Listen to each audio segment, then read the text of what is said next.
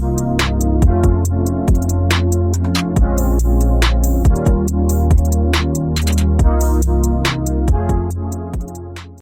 I'm going to answer a question that many Christians ask about the doctrine of the Trinity. இப்பொழுது अनेक கிறிஸ்தவர்களும் கூட கேள்வி கேட்கிறதான திருத்துவத்தின் உபதேசத்தை குறித்து நான் சில பதில்களை உங்களுக்கு கொடுக்க விரும்புகிறேன். ఇప్పుడు అనేక క్రైస్తవులు కూడా ప్రశ్నించుచున్నటువంటి త్రిత్వము అనే అంశమును గురించి మీకు జవాబు చెప్పగోరుచున్నాను. Many can't understand that properly. అనేకருக்கு இந்த உபதேசం சரியாக విளங்குவது இல்லை. అనేకులకు ఈ యొక్క ఉపదేశము సరిగా అర్థం కావట్లేదు. The word Trinity comes from a combination of two words, tri and unity, three and one. திருத்துவம் என்கிறதான வார்த்தை இரண்டு வார்த்தைகளின் தொகுப்பாக இருக்கிறது. அதனுடைய அர்த்தம் மூவர் ஒன்றாய் இருத்தல். త్రిత్వము అనగా అది రెండు పదాల కలయికగా ఉన్నది, ముగ్గురు ఒక్కటిగా మార్చబడుట. So I'm going to the one assumption that one thing that we all agree with is the Bible has no internal contradictions. நாம் எல்லாருமே பொதுவாக ஒத்துக்கொள்ளுகிற ஒரு காரியம் என்னவென்றால் வேதம் தனக்குத்தானே முரண்படுகிறது இல்லை. సాధారణముగా మనమందరము ఒప్పుకునే ఒకే కార్యము పరిశుద్ధ గ్రంథము తనకు తాను వ్యతిరేకించడం లేదు. How many agree to that? The Bible will not contradict itself. எத்தனை பேர் இதை ஒத்துக்கொள்வீர்கள்? வேதம் தனக்குத்தானே முரண்பாடான தகவல்களை ஒருபோதும் கொடுக்கிறது இல்லை. బైబిల్ గ్రంథము ఏనాడు తనకు తాను వ్యతిరేకమైనటువంటి జవాబులు చెప్పుట లేదని ఎంతమంది ఒప్పుకొనుచున్నారు? Those who agree, put up your hands. இதற்கு ஒத்துக்கொள்ளுகிறவர்கள் உங்கள் கைகளை உயர்த்துங்கள் பார்க்கலாம். ఒప్పుకొను వారు చేతులు ఎత్తండి చూద్దాం. Hallelujah. Hallelujah. So based on this knowledge, I am going to tell you some things that is recorded about the nature of God in the Bible.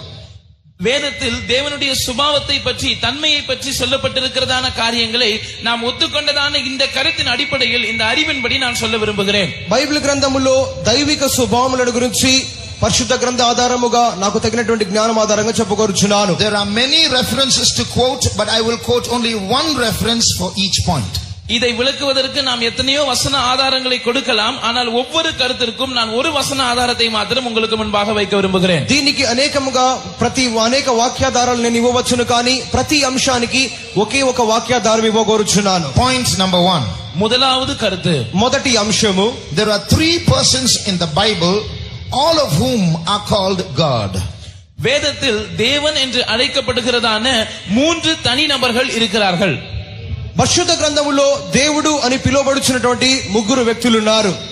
The first is Father. The Father is called God. முதலாவது பிதா, அவர் பிதாவாகிய தேவன் என்று அழைக்கப்படுகிறார். మొదటిదిగా తండ్రి, ఆయన తండ్రి అయిన దేవుడు అని పిలువబడుచున్నాడు. So the evidence for that is in John chapter 10 verses 30 to 33. இதற்கான ஆதாரம் யோவான் சுவிசேஷம் 10ஆம் அதிகாரம் 30ஆம் வசனத்திலிருந்து 33ஆம் வசனம் வரைக்கும் நாம் பார்க்கிறோம். యోహాను సువార్త 10వ అధ్యాయము 30 నుండి 33వ వాక్యం వరకు దీనిని గురించిన వాక్యాధారముగా చూడవచ్చును. Secondly, there's another person called Jesus who is also called God. இரண்டாவதாக இயேசு என்று அழைக்கப்படுகிற ஒருவரும், அவரும் தேவன் என்று வேதத்தில் அழைக்கப்படுகிறார். రెండవదిగా యేసు అని పిలువబడుచున్నటువంటి ఆయన కూడా దేవుడుగా పిలువబడుచు ఉన్నాడు. One reference for that is Hebrews 1:8. அதற்கான ஒரு வசன ஆதாரம் எபிரேயர் 1ஆம் அதிகாரம் அதன் 8ஆம் வசனம். దానికి ఒక వాక్యాధారము హెబ్రీలు 1వ అధ్యాయం 8వ వాక్యం. There is a third person called the Holy Spirit who is also called God.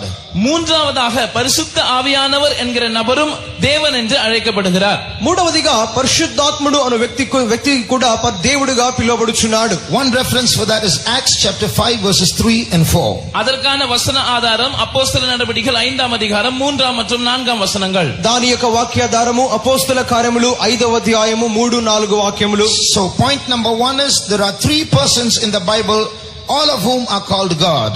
முதலாவது கருத்து, வேதத்தில் மூன்று தனித்துவம் வாய்ந்த நபர்கள் மூவருமே தேவன் என்று அழைக்கப்படுகிறார்கள். కావున పరిశుద్ధ గ్రంథములో ముగ్గురు ప్రత్యేక వ్యక్తిత్వములు కలిగినటువంటి వ్యక్తులు, వారు ముగ్గురును దేవుడుగా పిలువబడుచు ఉన్నారు. Point number 2.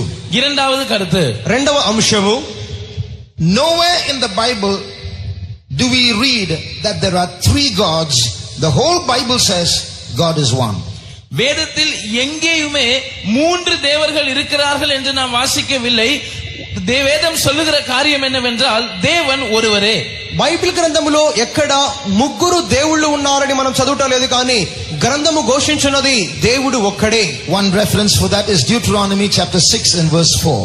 அதற்கான ஒரு வசன ஆதாரம் உபாகமம் 6ஆம் அதிகாரத்தின் 4ஆம் வசனம். దానికి వాక్యాధారము ద్వితీయోపదేశ కాండము 6వ అధ్యాయము 4వ వాక్యము. So point number 1 says there are three persons called God.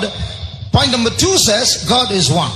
முதலாவது அம்சம், மூன்று நபர்கள், தனித்துவம் வாய்ந்த நபர்கள், அவர்கள் தேவன் என்று அழைக்கப்படுகிறார்கள் என்று நாம் கவனித்தோம். இரண்டாம் கருத்து சொல்லுகிறது தேவன் ஒருவரே என்று சொல்லுகிறது. మొదటి అంశము ముగ్గురు ప్రత్యేక వ్యక్తిత్వములు కలిగినటువంటి వ్యక్తులు వారు దేవుళ్ళుగా పిలువబడుచున్నారని గమనించి ఉన్నాం. రెండవ అంశము దేవుడు ఒక్కడే అని మనం తెలుసుకుంటున్నాం. Point number 3. மூன்றாவது கருத்து, మూడవ అంశం, Could it be that the Father, the Son and the Holy Ghost are three names for the same one God? பிதா, குமாரன், பரிசுத்த ஆவியானவர் என்று நாம் சொல்லுகிறோமே, இது ஒரே தேவனுக்கு கொடுக்கப்படுகிற மூன்று நாமங்களாய் இருக்க வாய்ப்புகள் உண்டா? ఇప్పుడు తండ్రి, కుమారుడు, పరిశుద్ధాత్మ దేవుడు అని చెప్పుకుంటున్నామే, ఈ యొక్క మూడు పేర్లు ఒకే ఒక దేవునికి సంబంధించిన పేర్లుగా ఉన్నవా? The answer is no. அதற்கான விடை அப்படி அல்ல. దానికి జవాబు ఆ విధముగా కాదు. The Father is not the Son is not the Holy Spirit, the Holy Spirit is not the Father. பிதா அவர் குமாரன் அல்ல, குமாரன் அவர் பரிசுத்த ஆவியானவர் அல்ல, பரிசுத்த ஆவியானவர் அவர் பிதா அல்ல. తండ్రి కుమారుడు కాదు, కుమారుడు పరిశుద్ధాత్ముడు కాదు, పరిశుద్ధాత్ముడు తండ్రి కాదు. So the Bible clearly states that the Father, the Son and the Holy Spirit, each of them are God, but they are distinct, different from each other. வேதம் தெளிவாக எடுத்துரைக்கிற விஷயம் என்னவென்றால், பிதா, குமாரன், பரிசுத்த ஆவியானவர் இவர்கள் மூவருமே தேவன் என்று அழைக்கப்பட்டாலும் அவர்கள் ஒருவரிலிருந்து ஒருவர் தனித்துவம் வாய்ந்த நபர்களாய் இருக்கிறார்கள். పరిశుద్ధ గ్రంథము తండ్రి, కుమారుడు, పరిశుద్ధాత్ములు వారు వెవ్వేరై ఉన్నారనియు వారు ఏనాడు ఒకటి కాదనియు చెప్పబడుచు ఉన్నది. I will give you a verse to prove that. இதை நிரூபிக்கும்படியாக நான் ஒரு வசனத்தை முன்வைக்கிறேன். నిరూపించు నిమిత్తమై ఒక వాక్యమును చెప్పగోరుచున్నాను. In John 14:16, யோவான் சுவிசேஷம் 14ஆம் அதிகாரம் 16ஆம் வசனத்தில் యోహాను సువార్త 14వ అధ్యాయం 16వ వాక్యము, Jesus is speaking. இயேசு இங்கே பேசுகிறார். యేసుక్రీస్తు మాట్లాడుచున్నాడు. I will pray to the Father. நான் பிதாவை வேண்டிக் கொள்ளுவேன். నేను తండ్రిని వేడుకొందును. That means Father and Jesus are different now.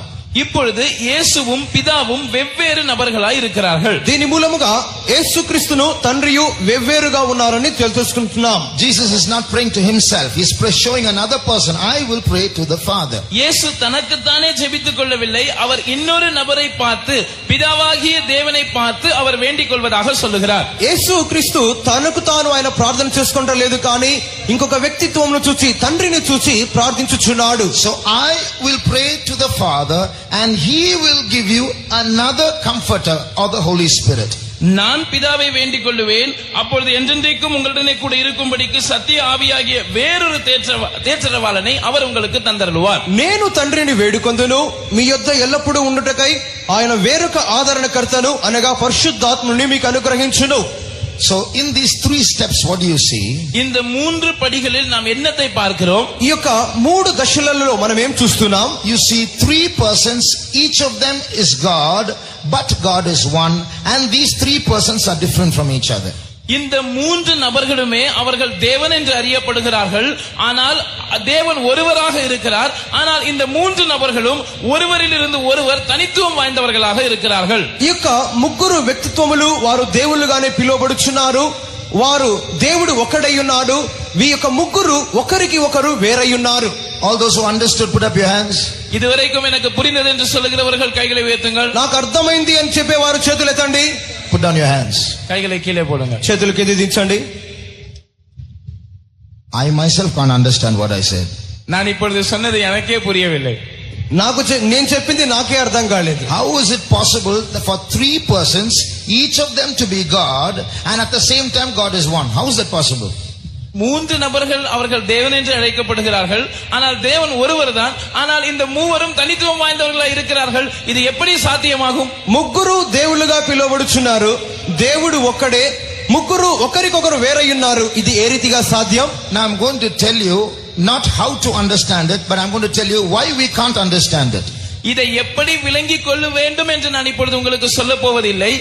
ஏன் நமக்கு இது விளங்குவது இல்லை என்பதை நான் உங்களுக்கு சொல்லுகிறேன். ఇది ఎందుకు మనకు అర్థం కావట్లేదు అని నేను మీకు చెప్పగొరట్లేదు కానీ ఇది మనం ఎందుకు అర్థం చేసుకోలేకున్నామని చెప్పగొరుచున్నాను. And for that we should understand dimensions. 1 dimension, 2 dimension, 3 dimension, 4 dimensions and so on. இதை விளங்கிக் கொள்ளும்படியாக நாம் பரிமாணங்களை விளங்கிக் கொள்ள வேண்டும். ஒரு பரிமாணம், 2 பரிமாணங்கள், முப்பரிமாணங்கள், இப்படி பல பரிமாணங்கள் இருக்கின்றன. దీనిని మనం తెలుసుకునే నిమిత్తమై పరిమాణములను గురించి మనం గ్రహించవలెను. ఒకటి మొదటి పరిమాణము, రెండవ పరిమాణం, మూడవ పరిమాణం ఈ రీతిగా. 1 dimension means a single line, length only. ஒரு பரிமாணம் என்று சொல்லும்போது ஒரு நேர்கோடு, அதாவது நீளம் என்கிறதான பரிமாணம் மட்டும். ఏక పరిమాణము అనగా అది ఒక నేరైన సరళ రేఖ. 2 dimensions means the floor only, length and breadth. 2 பரிமாணம் என்று சொல்லும்போது அது ஒரு தரையை காண்பிக்கிறது, அதனுடைய நீளமும் அதனுடைய அகலமும். ద్విపరిమాణము అనగా అది ఒక ఉపరితలాన్ని చూపుచున్నది, పొడవు వెడల్పు. 3 dimensions means length and breadth and height. முப்பரிமாணம் என்று சொல்லும்போது நீளம், அகலம், உயரம். త్రికోణ పరిమాణము అనగా అది ఒక పొడవు వెడల్పు ఎత్తును చూపుచున్నది. But there are greater dimensions which exist which we can't understand. ஆனால் இதை விடவும் மேலான சில பரிமாணங்கள் இருக்கிறது, அதை நாம் விளங்கிக் கொள்ள முடியாது. దీనికంటే అధికముగా పరిమాణములు కలవు, కానీ మనం అర్థం చేసుకోలేము. That's where hell, that is where heaven, New Jerusalem, God, devil, angels, even our own soul is in those higher dimensions. அந்த உன்னதமான அல்லது உயர்ந்த பரிமாணங்களில் தான் பரலோகம், நரகம், புதிய எருசலேம், தேவன், ஏன் நம்முடைய ஆத்மாவும் கூட அந்த உயர்ந்த பரிமாணங்களில் தான் இருக்கிறது. ఈ యొక్క ఉన్నతమైన పరిమాణములలో పరలోకము, నరకము, సియోను, నూతన యెరూషలేము, మన యొక్క సొంత ప్రాణము, ఇవన్నీ ఉన్నతమైన పరిమాణములలో ఉన్నవి. Supposing you take 4 lines in 1 dimension, 4 separate lines in 1 dimension. ஒரு பரிமாணத்தை நாம் எடுத்துக்கொண்டு அதிலே 4 தனித்தனி நேர்கோடுகளை நாம் எடுத்துக்கொள்வோம் என்று சொன்னால், ఒక పరిమాణమును తీసుకొని దానిలో వెవ్వేరు 4 సరియైన నేరు గీతలు తీసుకున్నట్లయితే, the only way that you can join or unite 4 lines together is to create one big line. That's all. இந்த 4 தனிக்கோடுகளையும் நீங்கள் ஒன்று சேர்க்க வேண்டும் என்று சொன்னால் அதற்கான ஒரே வழி நீங்கள் ஒரே நேர்கோடாக அதை சேர்க்க வேண்டும். That is in 1 dimension, in 1 dimension. இது ஒரு பரிமாணத்தில் நான் சொல்லுகிறேன். ఈ యొక్క 4 వెవ్వేరు రేఖలను ఏకము చేయవలెను అన్నట్లయితే ఆ యొక్క ఏక పరిమాణంలో అవన్నీ ఒక దానికొకటి కలుపవలెను, అది ఏక పరిమాణములో. But if you move from 1D to 2D, 2 dimensions, you can take those 4 lines and now you can join them in a square to form a square. ஆனால் நீங்கள் 2 பரிமாணத்தில் இந்த 4 தனித்தனி நேர்கோடுகளை எடுத்துக்கொள்வீர்கள் என்று சொன்னால் அந்த 4 நேர்கோடுகளையும் ஒரு சதுரமாக நாம் ஒன்றாக்க முடியும். ఈ యొక్క 4 రేఖలను ద్విపరిమాణంలోనికి తీసుకొని కలపవలెను అన్నట్లయితే వాటిని ఒక చదరపు ఆకారంలో మనం కలపవలెను. Now suppose I'm going to show you a diagram where there are 6 squares present. இப்பொழுது 6 சதுரங்கள் அடங்கியதான ஒரு படத்தை நான் உங்களுக்கு காண்பிக்கிறேன். 6 చదరములు కలిగినటువంటి ఒక పటమును మీకు చూపగోరుచున్నాను. These are 6 separate squares. இங்கே 6 தனித்தனி சதுரங்கள் இருக்கிறதை நாம் பார்க்கிறோம். ఇక్కడ 6 వ్యక్తిగతముగా చదరములు ఉన్నట్లుగా చూస్తున్నాం. These 6 squares belong to 2 dimensions. இந்த 6 சதுரங்களும் 2 பரிமாணத்தை சார்ந்தவைகளாக இருக்கிறது. ఈ యొక్క 6 చదరములు ద్విపరిమాణానికి చెందినవి. Now I can bring these 6 squares and combine them or unite them in many ways. இந்த 6 சதுரங்களையும் நான் ஒன்றாக்க வேண்டும் என்று சொன்னால் பல விதங்களில் நான் அப்படி செய்யலாம். ఈ యొక్క 6 పరిమాణాలను, ఈ యొక్క 6 చదరాలను నేను కలపగొరినట్లయితే అనేక రీతిలుగా నేను కలపవచ్చును. One particular way I can combine these 6 squares is to form a cross like this.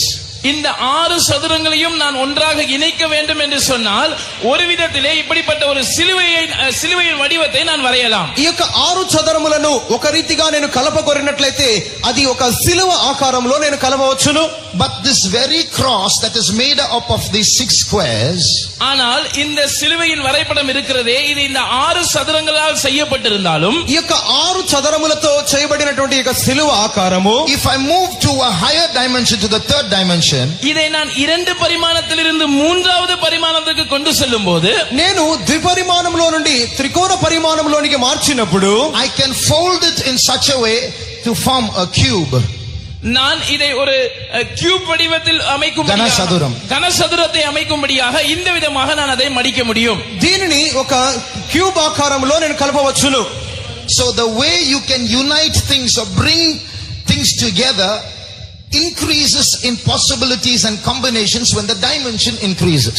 எனவே பரிமாணம் மேற்பட்டு வளர்ச்சியடைந்து செல்லும் போது சில பொருட்களை இணைக்கிறதான விதங்கள், சில பொருட்களை இணைக்கக்கூடிய வாய்ப்புகள் அதிகரித்துக் கொண்டே இருக்கிறது. ఈ విధముగా పరిమాణములు పెంచుకొనుచు వెళ్తున్నప్పుడు ఆ యొక్క వాటిని కలిపేటటువంటి విధములు కూడా పెరుగుచూ ఉన్నవి. God belongs to a dimension higher than we belong to. நாம் இருக்கிறதான இந்த பரிமாணத்தை விட உயர்ந்த ஒரு பரிமாணத்தில் தான் தேவன் இருக்கிறார். మనము ఉన్నటువంటి ఈ యొక్క పరిమాణం కంటే ఉన్నతమైన స్థాయిలో దేవుడున్నాడు. So just like these squares can be combined in different ways in a higher dimension.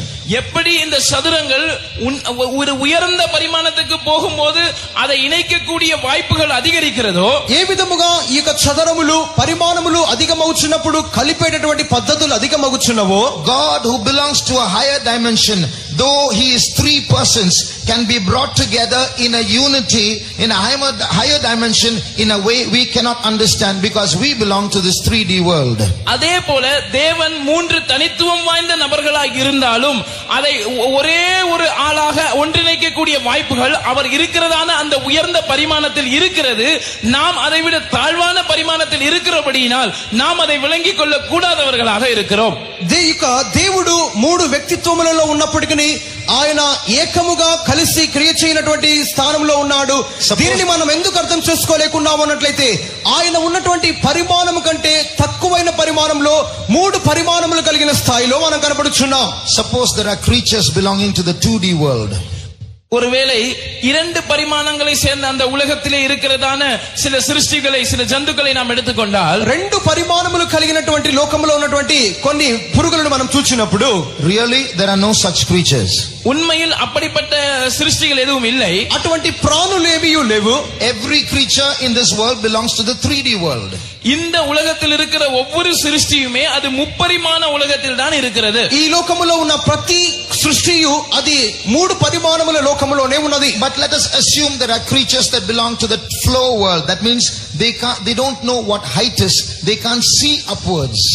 நாம் இப்படி கற்பனை செய்து கொள்வோம், இந்த உயரம் என்கிறதான அந்த பரிமாணத்தை அறியாத வெறும் இந்த தரை என்கிற பரிமாணத்தில் இரண்டு பரிமாண உலகத்தில் இருக்கிற சில சிருஷ்டிகள் இருப்பதாக நாம் யோசித்துக் கொள்வோம். ఎత్తు అనున్నటువంటి పరిమాణం తెలియనటువంటి కొన్ని ప్రాణులను తీసుకున్నప్పుడు అవి కేవలము ఉపరితల పరిమాణానికి మాత్రమే చెందినవిగా మనం తీసుకున్నట్లయితే, they are as flat as paper. That's all. They have no height.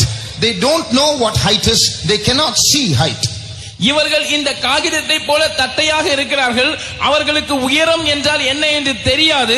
அவர்கள் உயரத்தை பார்க்கவும் முடியாது. உயரத்தை அவர்கள் அறியாதவர்களாய் They இருக்கிறார்கள். don't have height. அவர்களுக்கு உயரம் இல்லை. அவர்களுக்கு உயரம் இல்லை. అటువంటి ప్రాణులన్నీ అవి కేవలము ఈ యొక్క పేపర్ వలె సమముగా ఉండును. వాటికి ఎటువంటి ఎత్తు లేదు. వాటికి ఎత్తు అనేది ఏమిటో తెలియదు. Now we belong to the 3D world. நாம் இந்த முப்பரிமாண உலகத்தை சேர்ந்தவர்களாய் இருக்கிறோம். మనము ఈ యొక్క మూడు పరిమాణ లోకానికి చెందిన వారం. How will these 2D creatures describe human beings?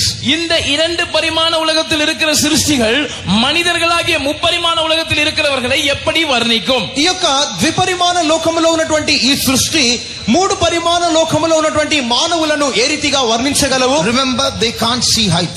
அவர்களால் உயரத்தை பார்க்க முடியாது என்பதை நீங்கள் ஞாபகம் வைத்துக் கொள்ளுங்கள். అవి ఎత్తును చూడలేవు అని మీరు గమనించండి. The only thing they can see of human beings is 2 feet.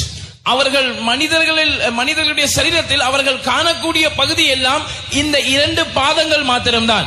వారు మానవుని యొక్క శరీరములో గమనించగలిగినటువంటి ఒకే ఒక అంగము వారు ఆ యొక్క కాళ్ళు మాత్రమే చూడగలరు. So if one 2D creature asks another 2D creature, what is man? The other 2D creature will say, man not has 2 feet, is 2 feet. ஒருவேளை இரண்டு பரிமாண உலகில் இருக்கிறதான ஒரு சிருஷ்டி அதே இரண்டு பரிமாண உலகத்தில் இருக்கிற இன்னொரு சிருஷ்டியை பார்த்து மனிதர்கள் என்றால் யார் என்று கேட்டால், மனிதர்கள் இரண்டு கால்களை உடையவர்கள் என்று அது சொல்லாது, மனிதர்கள் என்றால் இரண்டு కాల్கள் என்று சொல்லும். ద్విపరిమాణ లోకములో ఉన్నటువంటి రెండు ప్రాణులు మాట్లాడుకొనొచ్చు. మానవుడు అంటే ఎవరు అని వర్ణించగోరినట్లయితే ఒకటి చెప్పును, మానవుడు రెండు కాళ్ళు కలిగి ఉన్నవాడు అని చెప్పక మానవుడు అంటే రెండు కాళ్ళు మాత్రమే అనును. If I jump, that creature will say, hey, man has disappeared. நான் ஒருவேளை அப்படி குதிப்பேன் என்று சொன்னால் அந்த சிருஷ்டி அதை பார்த்து சொல்லும், அந்த மனிதன் காணாமல் போய்விட்டான் என்று சொல்லும். నేను ఒకవేళ గెంతినట్లయితే ఆ యొక్క సృష్టి చెప్పును, మానవుడు కనబడకుండా పోయాడన్నును. If I ride a cycle, they will say, hey, see, man is having 2 marks, straight line marks. நான் Man has 2 straight line marks now. He's changed shape. நான் ஒருவேளை ஒரு சைக்கிளை ஓட்டிக்கொண்டு சென்றால் அதை பார்த்து அந்த சிருஷ்டி சொல்லும், இப்பொழுது மனிதன் தன்னுடைய உருவத்தை மாற்றிக்கொண்டு விட்டான், இப்பொழுது அவன் இரண்டு தனித்தனி நேர்கோடுகளாய் இருக்கிறான் என்று சொல்லும். ఈ యొక్క నేను సైకిల్ తొక్కుకుంటూ వెళ్ళినట్లయితే ఆ యొక్క రెండు పరిమాణ లోకంలో ప్రాణులు చెప్పుకొనును, ఇప్పుడు మానవుడు తన ఆకారం మార్చాడు, అతడు రెండు వ్యక్తిగతములుగా ఉన్నటువంటి నేరు గీతలలో వెళ్ళుచున్నాడని చెప్పును. So you see, when you belong to a lower dimension, it's very difficult to understand the concepts or the realities of a higher dimension. எனவே நீங்கள் கவனியுங்கள், நாம் ஒரு தாழ்ந்த ஒரு குறைவான பரிமாணத்தை சேர்ந்தவர்களாய் இருக்கும்போது அதைவிட உன்னதமான உயர்வான பரிமாணத்தில் இருக்கிற காரியங்களை விளங்கிக் கொள்வது சற்று கடினமாக இருக்கிறது. మనము అల్ప పరిమాణానికి చెందినటువంటి మానవులుగా ఉండినప్పుడు మనకంటే ఉన్నతమైన పరిమాణంలో ఉన్నటువంటి కార్యములను వర్ణించుట మనకు కష్టతరముగా ఉండును. That is why it is difficult for us to understand God who belongs to a higher dimension, 3 persons in one being. எனவேதான் நம்மை விட உயர்ந்த ஒரு பரிமாணத்தில் இருக்கிறதான அந்த தேவனை மூன்று தனித்துவம் வாய்ந்த நபர்களாய் இருந்தாலும் ஒரே ஆளாய் ஒருமித்து இருக்கிற அவரை விளங்கிக் கொள்வது நமக்கு கடினமாக இருக்கிறது. ఈ విధముగా మనకంటే ఉన్నతమైన పరిమాణములో కలిగినటువంటి ఆ దేవుని ఆయన 3 వెవ్వేరు వ్యక్తిత్వములుగా ఉండినప్పటికీ ఆయన ఏకముగా ఉండుట మనం గ్రహించుట కష్టమై ఉన్నది.